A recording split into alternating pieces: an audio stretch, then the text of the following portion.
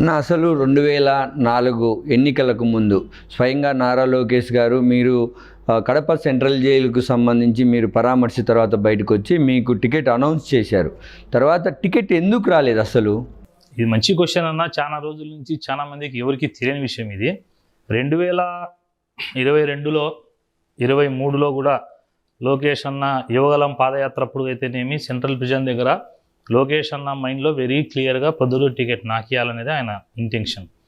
కానీ 2024లో ఏదైతే 2019 నుంచి 24 లాస్ట్ 6 నెలల వరకు నాకు రాజకీయమే వద్దు, నా కుటుంబం అప్పుల పాలైపోయింది, నా మనవరాళ్ళ పెళ్ళిళ్ళు చేసుకోవాలా, నాకు ఇంకా రాజకీయాలు వద్దు అని చెప్పేసి ఒక డ్రామా ఆడి లాస్ట్లో ఏం జరిగిందంటే నా టికెట్ మిస్ అయిపోయేదానికి ఒకటే కారణం, తెలుగుదేశం పార్టీకి నేను లయబుల్గా లేదని కాదు నాకు టికెట్ ఇవ్వండి, రెండోది నా దగ్గర అంత రాజకీయ శక్తి లేదని కాదు ఇవ్వండి.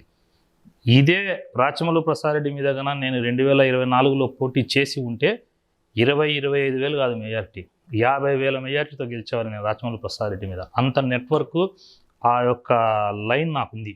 కానీ రాచమల్లు ప్రసాద్ రెడ్డి ఇప్పుడున్నటువంటి ప్రస్తుత ఎమ్మెల్యే ఇద్దరూ కలిసి లోపకారి ఒప్పందం.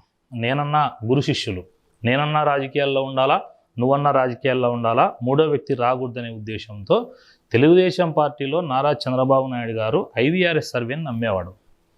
వీళ్ళిద్దరు నాయకులు మాట్లాడుకొని ఒక మీడియేటర్ ద్వారా వాళ్ళ ఫైనాన్షియల్ భాగస్తులు, వాళ్ళ మీడియేటర్లు, వాళ్ళకు ఉండే పరిచయాలతో గురు శిష్యులు ఇద్దరు మాట్లాడుకొని 2-3 రోజులు IVRS కాల్స్ వస్తాయి పొద్దుటూరు నియోజకవర్గంలో.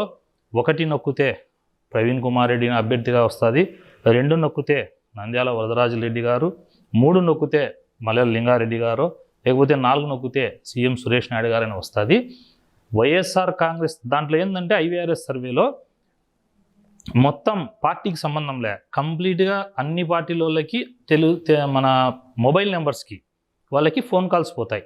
ఆ మొబైల్ నెంబర్స్కి ఫోన్ కాల్స్ పోయేటివి అన్నీ కూడా వైఎస్ఆర్ కాంగ్రెస్ పార్టీ వాళ్ళకు కన్నా ఎవరికైతే మొబైల్కు తెలుగుదేశం పార్టీ నుంచి పలానా నెంబర్ నుంచి సర్వే కాల్ వస్తుంది, ఆ సర్వే కాల్ వచ్చినప్పుడు వైఎస్ఆర్ పార్టీ వాళ్ళందరినీ రాచమల్లు ప్రసాద్ రెడ్డి ప్రతి గ్రామము ప్రతి బూతు కార్యకర్తలను పిలిపించుకొని మరి ప్రవీణ్కి వస్తే మనకి ఇబ్బంది, ప్రవీణ్ వస్తే కనుక 20-25 ఏళ్ళు రాజకీయాల్లో పాతకపోతాడు, కాబట్టి ప్రవీణ్ ఈ దశలో తొక్కేయాలా, మీరు IVRS కాల్స్ వచ్చినప్పుడు నంద్యాల వరదరాజు రెడ్డి గారి పేరు నొక్కండి, అప్పుడు ఆటోమేటిక్గా తెలుగుదేశం పార్టీలో ఉన్న కొందరు మన బలము అన్నీ కలిపితే గనక ప్రవీణ్కు తగ్గిపోతారనే ఉద్దేశంతో కంప్లీట్ వైఎస్ఆర్ కాంగ్రెస్ పార్టీకి సంబంధించిన ప్రతి కార్యకర్త, ఫోన్ వచ్చిన ప్రతి కార్యకర్త కూడా ప్రస్తుత ఎమ్మెల్యే గారి పేరు నొక్కినారు. దానివల్ల IVRS కాల్స్లో నాకంటే ఆయనకి స్లైట్గా 2-3% ఎక్కువ రావడం జరిగింది.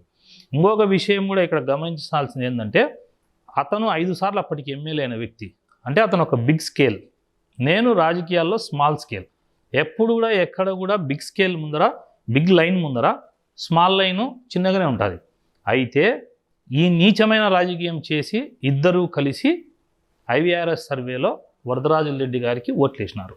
నేను ఒక్కటే అడుగుతున్నా, సొంత బలముతో ఆయన గెలవగలిగిన వాడైతే 2014లో ఆయన పోటీ చేసినప్పుడు ఎందుకు ఓడిపోయినాడు? 2009లో పోటీ చేసినాడు. కాంగ్రెస్ వేవ్లో మొత్తం జిల్లాలో 9కి 9 సీట్లు వచ్చినప్పుడు ఏకైక ఓడిపోయిన ఎమ్మెల్యే ఈయనే. బట్ ఎనీహౌ రాజకీయాల్లో వెన్నుపోట్లు ఉంటాయి, ఇట్లాంటి నీచ రాజకీయాలు ఉంటాయి, మోసాలు ఉంటాయి. కొత్తగా వచ్చిన వాడిని దీన్ని కనుక్కోలేకపోయినా వాళ్ళిద్దరూ ఒకటైనారనే విషయాన్ని పసిగట్టే లోపల నాకు జరగాల్సిన నష్టం జరిగింది. బట్ ఎనీహౌ నాకు టికెట్ వచ్చినా టికెట్ రాకపోయినా నేను ప్రొద్దుటూరు ప్రజల కోసం అవినీతి జరిగినా ప్రశ్నిస్తా, ప్రజలకు ఇబ్బంది జరిగినా మాట్లాడతా, నా చేతనైన పనులు ప్రజల కోసం, నమ్ముకున్న పార్టీ తెలుగుదేశం పార్టీ కార్యకర్తల కోసం ప్రాణాలు అడ్డం పెట్టేనని చెప్పేసి కాపాడుకుంటా.